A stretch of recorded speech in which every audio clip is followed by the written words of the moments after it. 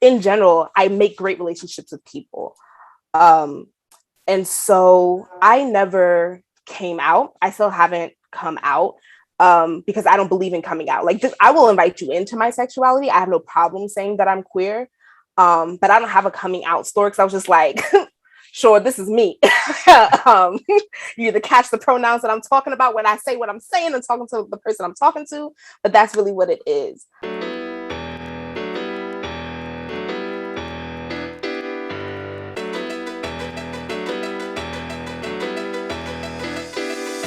We all got an opinion, but can you back yours up? Where you get your sources from? Hope that don't got you stuck. We gon' check you and your understanding of knowledge. That's regardless if you finished school or went to college. Not everything is as black and white as it seems. This show here is about expressing what you mean. Whether you get canceled or whether you get played. Welcome to the Canceled Podcast with Elliot and Jay. Hey everybody, so welcome to another episode of the Canceled Podcast, where we aim to discuss one's own thoughts, bringing unique, creative, and potentially divisive topics to the table for discussion. And as always, it's your boy Darius, aka Jay Sarad, representing Legendary Media Group, and today we have two special guests as well as one special host. So starting off, we have Miss Leah Morales, we have Miss Mickey Mobley, and our special guest for today will be Mr. Cody Grunwald. So I wanted to jump right into things and let me know what kind of brought you to this topic. Like, why did you choose to be on this episode on exploring bisexuality?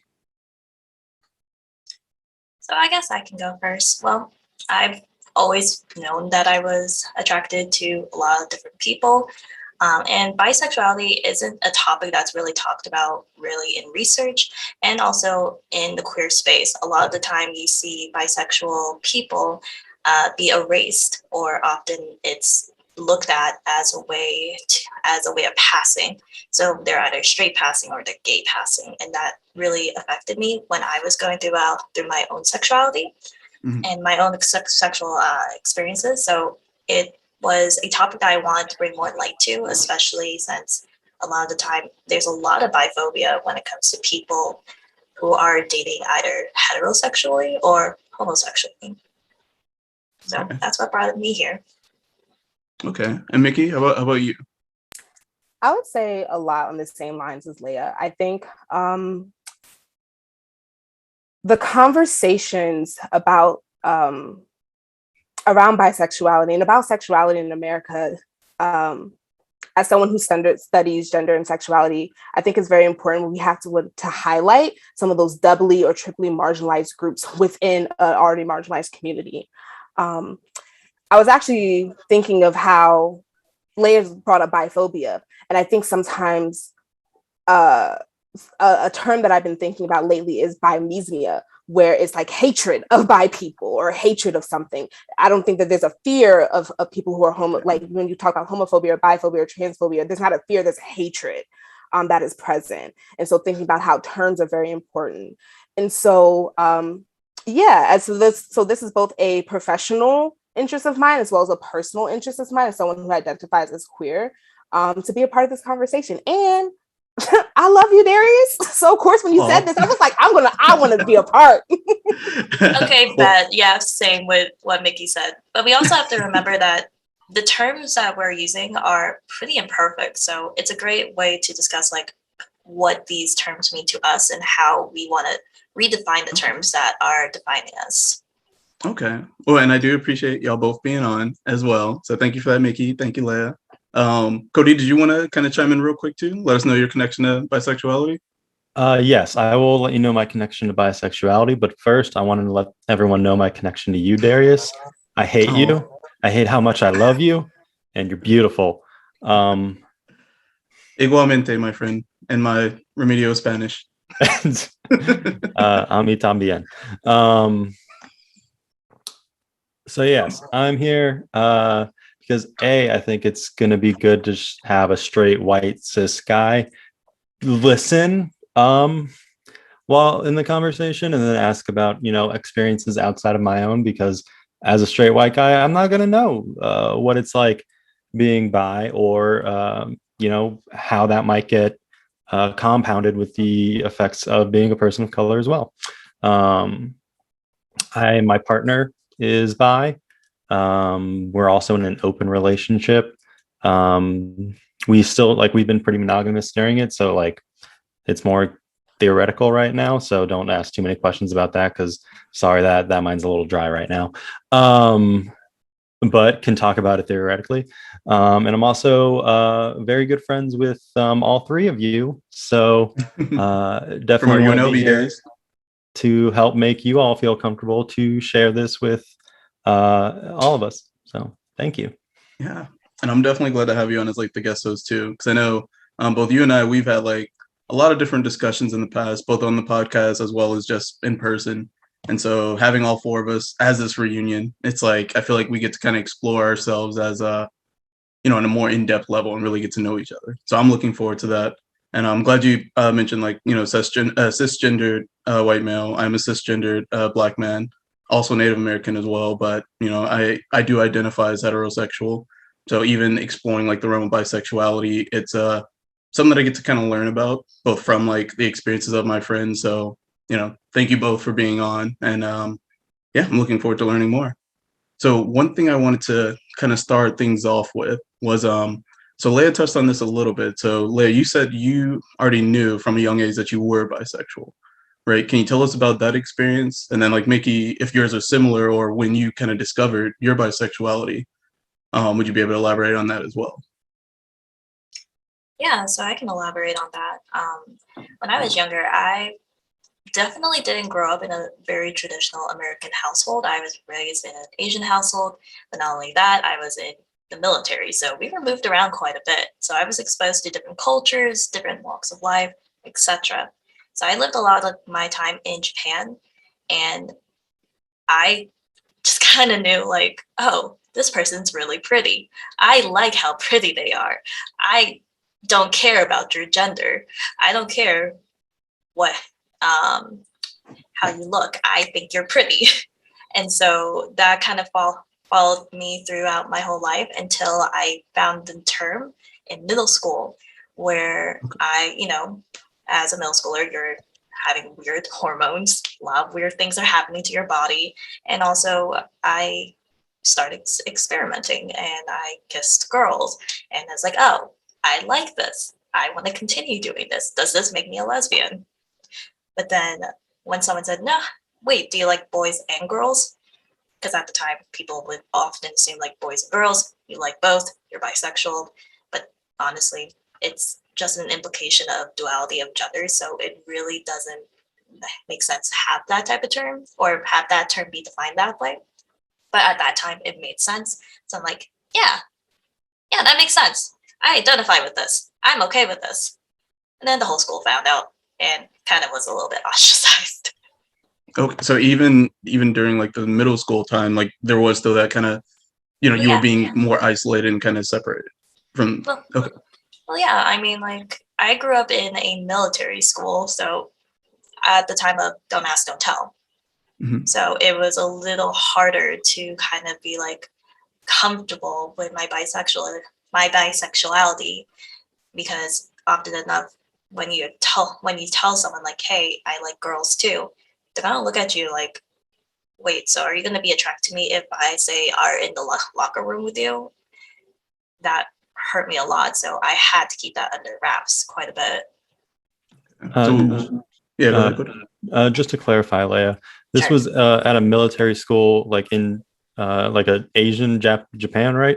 In Japan, yeah. Okay, so a slightly different cultural context than if it was a military school in America, but there's still going to be those, confounding things because Japan also has different cultural perceptions of homosexuality. I was thinking of homophobia and I was like, that's the wrong one I want. That's not the term.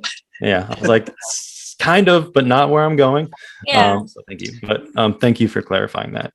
Yeah, it was a school on an American base, but set in Japan. Okay. And Mickey, what about you? What about your experience? So I knew from a very young age that I was attracted to women. And I remember like my initial girl crush at like the age of like 4 or 5 was Jessica Rabbit. Oh, That's fair. That's fair. how them curves. Yes, ma'am. Yeah, So curves and Jessica, swerves. yes. So I think though, through socialization, going to school, your family, all of that, sometimes, and even to this day, I still think about compulsive heteronormativity or compulsive heterosexuality. And I have great relationships with people. I think that is what's really important to me. And then sex can sometimes be introduced, or romantic feelings will be introduced. But in general, I make great relationships with people. And so I never came out. I still haven't come out because I don't believe in coming out. Like, I will invite you into my sexuality. I have no problem saying that I'm queer. But I don't have a coming out story, because I was just like, sure, this is me. You either catch the pronouns that I'm talking about when I say what I'm saying and talking to the person I'm talking to, but that's really what it is. And so I don't think I got particularly negative messaging around being a same gender loving person. But I think that because we are socialized to, one, see things in the binary, and then two, that heterosexuality is the default. I think sometimes we just get kind of pushed along into that. So throughout my my dating, learning what it means to relate to other people and starting the dating thing, because middle school relationships are not valid to me. They're not valid to me. But I dated exclusively men when I came of age to start dating, up through my college years. In college, like the stereotypical, that is where I had my first experience with another girl. And since then, I have been now open to dating all genders. And so really, to me, it's like, if the relationship is good, if we have a solid friendship or relationship, a solid foundation before introducing romantic or sexual feelings, that's what's most important to me. So yeah. Okay. One question on that too. So would that kind of classify more as the pansexual? Because I'm still learning about the whole spectrum of sexuality. So definitely, I would say that is more in the realm of pansexual, pansexuality. However, that's why I identify as queer, because when we start to get down to the nitty gritty of it, sexuality truly is a spectrum, and I do think that you kind of know, like, there you can have if you want to think about it in terms of poles, where you have firmly heterosexual and firmly on the other side queer, however you want to identify that as. And then there's folks who kind of just all in the middle, all around, an umbrella term, however you want to think about it as. But I also think that because heterosexuality, I think that certain pockets of people are not allowed to experiment and to explore things. Like, I think about how for men of color, that you can be ostracized for even thinking about even experimenting with your hair. It is only as of recent, within the past 10 years, that particularly men of color can experiment with even their hair. So, and thinking of growing it out or locking it up or shaving it and cutting it in colors. And before, it was just a fade. You had a fade or a Caesar. What was that? So I think because we are, I think that if we lived in a world in which people were given the freedom to be able to really do that reflection and exploration of who they are, you might find that we have way more people that are living in between poles and outside of poles than what we currently have. Oh yeah. See, so, that's actually, yeah, go ahead. You both kind of brought up, like, at an early age, knowing you were attracted to, like, a lot of different kinds of people. And we talked about how, there is that bi erasure, and especially the heteronormative kind of norm that, it's either you like guys, you like girls. There's not a lot of gray room. And so I guess for people who may, playing devil's advocate, someone who doesn't know anything about this experience, what would the difference be for a bisexual person versus a straight person in terms of like, finding someone else attractive? Like if I'm a guy and I can admit another guy is attractive, that doesn't necessarily mean I want to do anything with him, but how is that experience going to be different for someone who's bisexual, especially living in those heteronormative kind of situations where maybe they don't have this understanding yet, and there might be some guilt tied to that, not fitting into the norm or norm. Yeah, I would say that it's not even just attractive, it's attraction plus a romantic or sexual nature. Because I also want to be cognizant that, there are people who are both bisexual and also asexual, like they, or aromantic. And so there are people who just like, I think also, to be clear, bisexuality is not liking both men and women. It's like, I like my gender and the gender and other genders.